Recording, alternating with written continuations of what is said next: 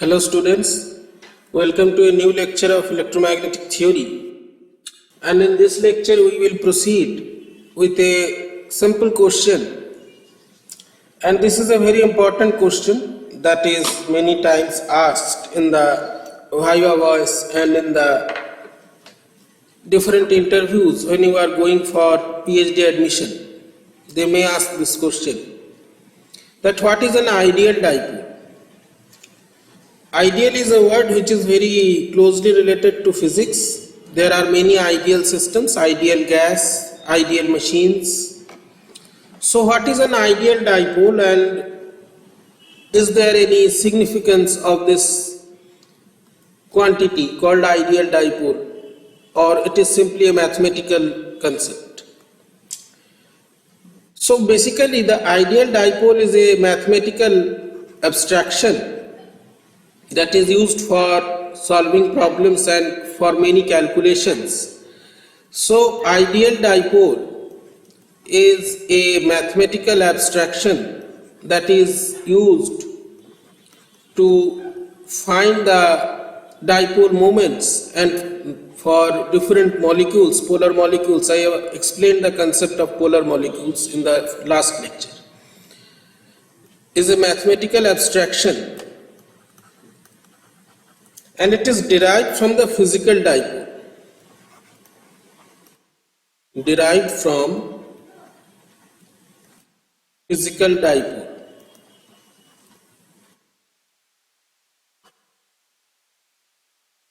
Or point dipole. There is another concept that is frequently used, that is called the point dipole. Now what does this point dipole means? Again, this word point is of special significance in dealing with many situations in physics. We have point mass, point object, point charge. So what is this point dipole? Let us learn this thing. What happens that when you have a dipole, you have a plus charge q and a minus charge minus q of same magnitude separated by a distance l. When we replace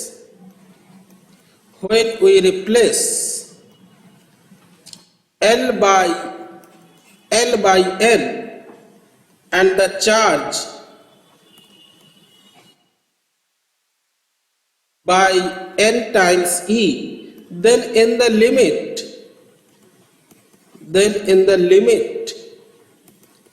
N tending to infinity, that makes this quantity tending to 0,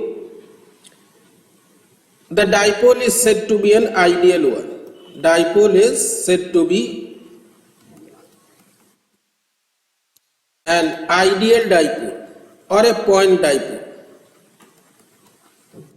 Now the equations derived for the ideal dipoles, they are much simpler than those for physical dipoles. So this concept of ideal dipole is used. The equations of ideal dipole are quite simple to use, as in many cases ideal situations, they lead to simple equation and simple mathematics. Now in most of the neutral molecules, the dipoles that are found are non-ideal dipoles, as the centers of gravity of the positive and negative charges, they are separated by some distance. Now a temporary or ideal or induced dipole arises when a particle is brought into an external field. The particle is polarized. The induced dipoles are generally ideal dipoles. Permanent dipoles are not ideal. Induced dipoles are ideal in nature, but the permanent dipoles are not ideal. Permanent dipoles are not ideal. So this is the concept of ideal dipole, and you should know this because this is a very important thing and it is used for calculation of sorry, calculation of the dipole moments and the calculations that we will see subsequently in this lecture series. So this is the main concept. Now what we are interested in is to find the dipole moment or the field of a polarized object. Now to understand the things properly, you need to understand what is the concept of polarization. Although I have explained it in my last lecture video, let me tell you again in brief that what happens in polarization. Because this thing you must understand clearly so that you can do the calculations and you can understand or digest the concept of polarization. What happens in an external field that when you have a neutral object in an external field, a dielectric material, what happens to a piece of dielectric material when it is subjected to an external field? You should know this phenomena, you should understand this physical phenomena, then only the equations of are any use. Without without the physical concept, it is not easy to assimilate the things, to absorb the things. So what happens to a dielectric when placed in an electric field? In an electric field. What is the net consequence of this? Now if you have neutral atoms, if you have you can have two types of materials, I have told you, polar and non-polar. Now if the substance is of neutral atoms or it is a non-polar molecule, the field, what the field will do is to induce tiny dipole moments that are aligned in the direction of the field. So the things are different for the two situations. In case of non-polar molecules,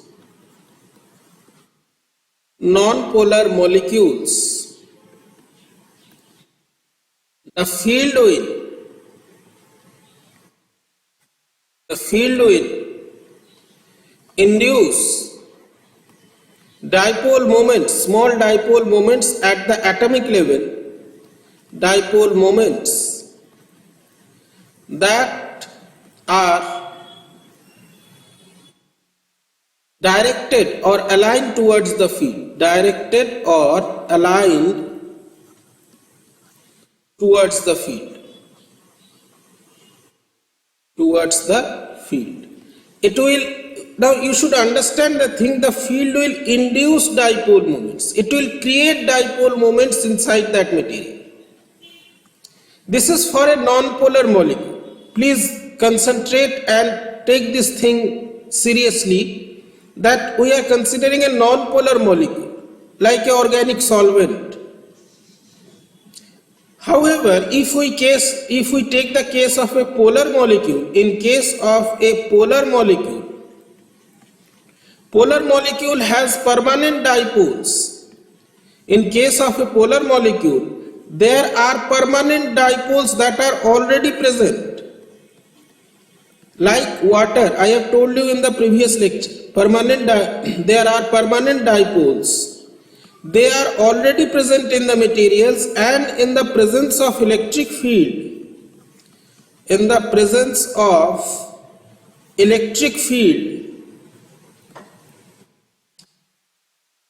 they experience a torque.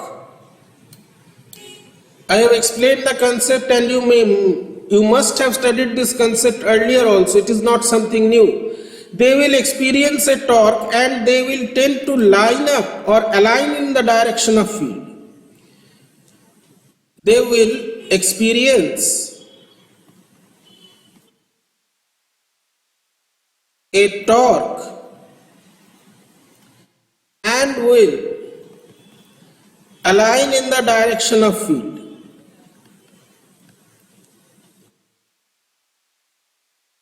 in the direction of field. This is the difference between a polar and a non-polar molecule. You must understand this concept properly. This is the basic thing that is occurring. Now whatever these two mechanisms are doing, the net result is same. That when you have placed a material in an electric field and it is not a conductor, dielectric means it is not a conductor, then what happens? The result is that a large number of tiny dipoles are formed that are pointing in the direction of the field, and the material is polarized. The net effect is that you have dipole moments that are being created or being formed per unit volume, and this is called polarization. This is the definition, this is the physics of polarization. The net effect is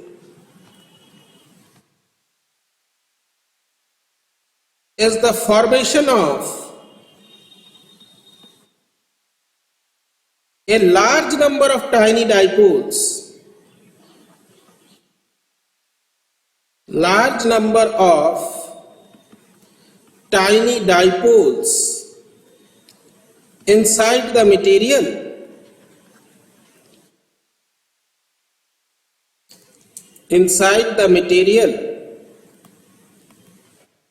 that align or point in the direction of field. Align or point in the direction of field. So if someone asks you what is polarization, you can now define polarization as the formation of many dipoles inside the material that align in the direction of field. So you say that the material is polarized.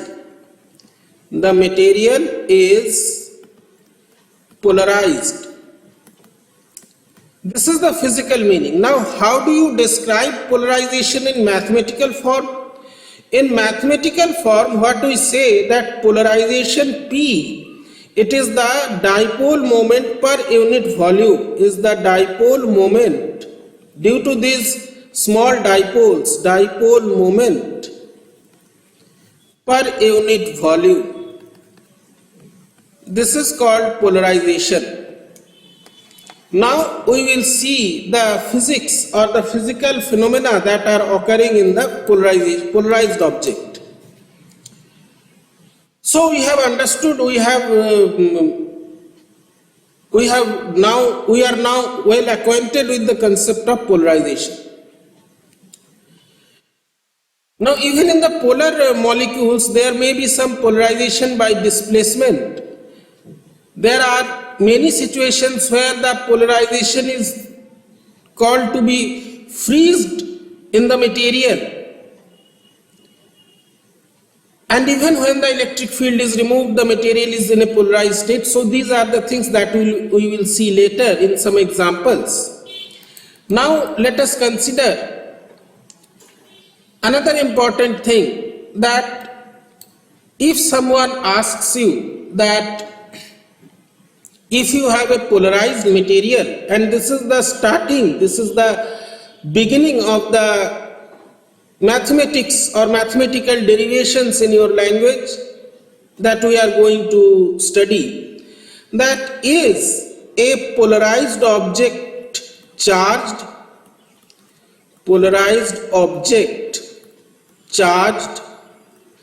is it that the polarized object has a overall charge inside it?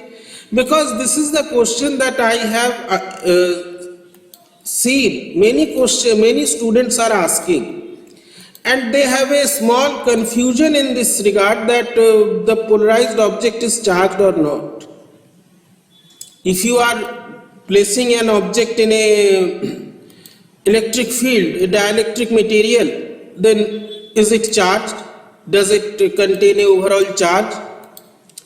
So let us see what is the phenomena and what is the answer of this question. So what we have in a polarized object, that the charges are separated. The plus charge and minus charge, their center of gravities are now separated by a small distance. we are considering ideal dielectric, dipole, the distance is very small. Now if you have a slab of a dielectric material that is placed in a electric field, and the electric field is uniform, then within the slab there will be no net charge density. You have to remember this. Suppose this is the slab that is placed in an external electric field. Then what happens in a uniform electric field? In an uniform electric field, the overall charge density within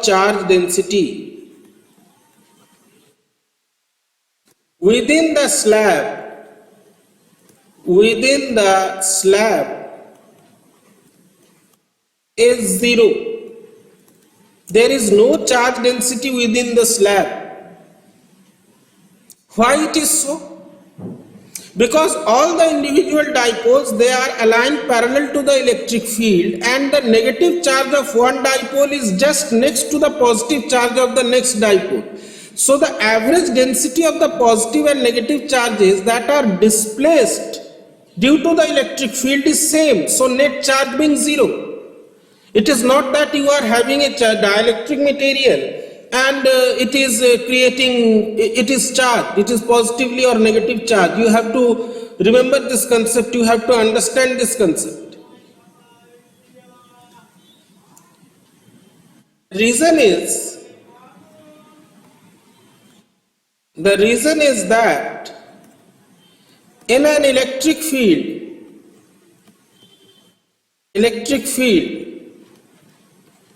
the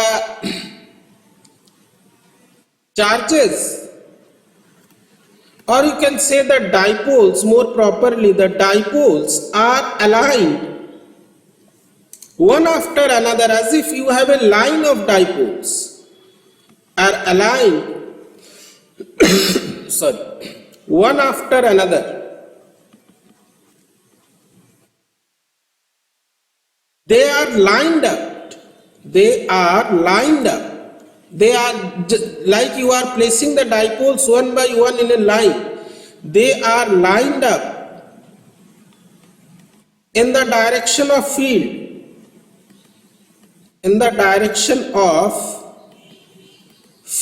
The situation is like this. This is one dipole plus minus. This is one dipole. Then you have again another dipole. Then you have again another dipole, then again you are having another dipole. So this is one dipole, this is one dipole, this is one, this is the next one. So the negative charge of one dipole is just aside the positive charge of the other dipole. So what happens? The overall charge density, the net charge, it is zero. But the things take a different turn, as we will see in this section. The negative charge of one dipole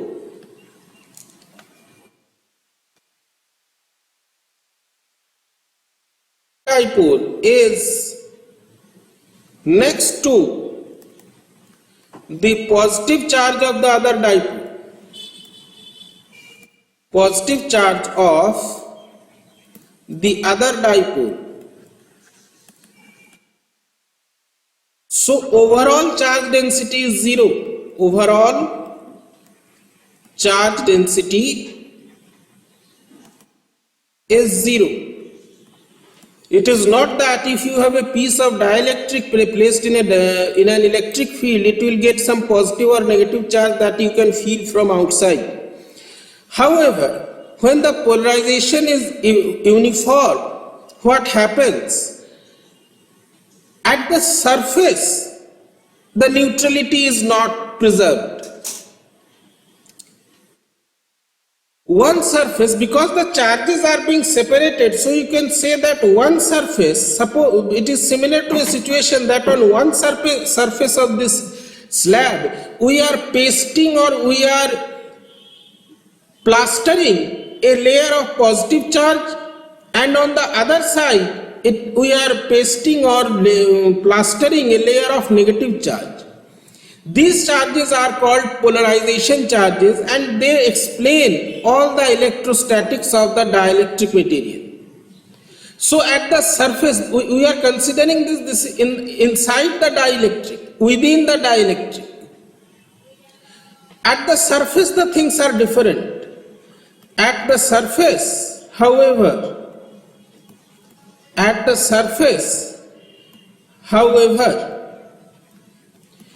there are positive and negative charges.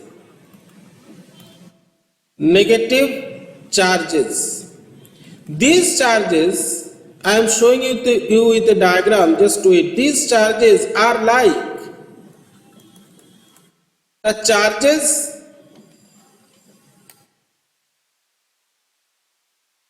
that have been pasted on the surface.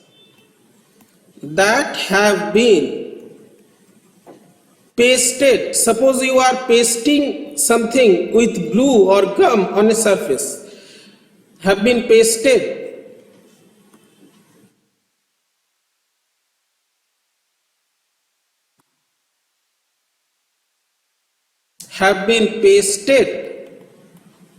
On the surface.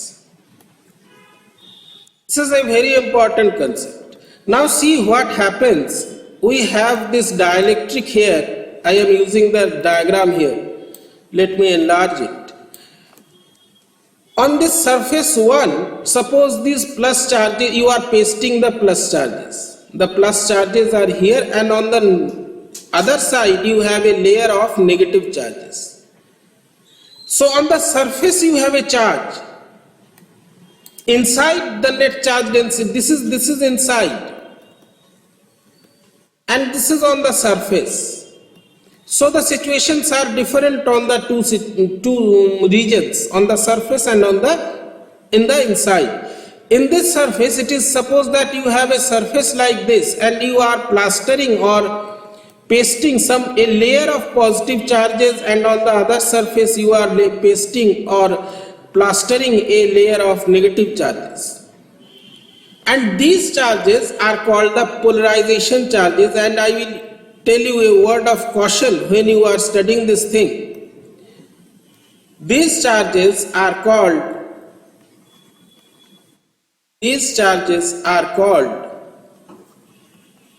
polarization charges.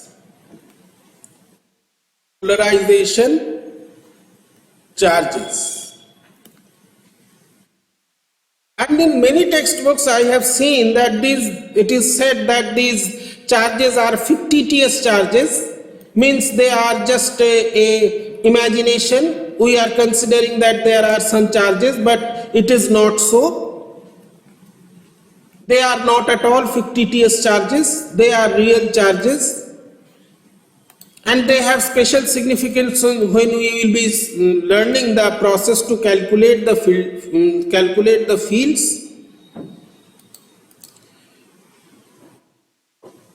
So these charges, they are actually real charges that are formed on the surface. And these things, they create the net effect of polarization. So what you can say that the effect of polarization is to plaster or is to paint a surface with some charge density, with a bound charge. We will see what is bound charge and what is free charge over the surface of the material. So if someone says that these charges are negative, these charges are fictitious, you should object, you should explain the things properly. The net effect of polarization is thus, the net effect of polarization is thus the formation of, for the timing I will say these charges polarization charges on the surface of the dielectric. So the electric field is creating a surface charge density or a surface charge on the surface of the dielectric. In case of conductors, we already have surface charge density, the charges reside on the surface. So with these basic concepts, we will in the next chapter see how we can calculate the polarization of the field of a polarized object or a field of a dielectric object, and what is the significance of this field of the dielectric object. So please learn the things from any book. Griffith's book is the best, and please watch the videos, like, share and subscribe. I am asking for your help. It will be helpful to you, it will be helpful to me. So stay tuned. Thank you.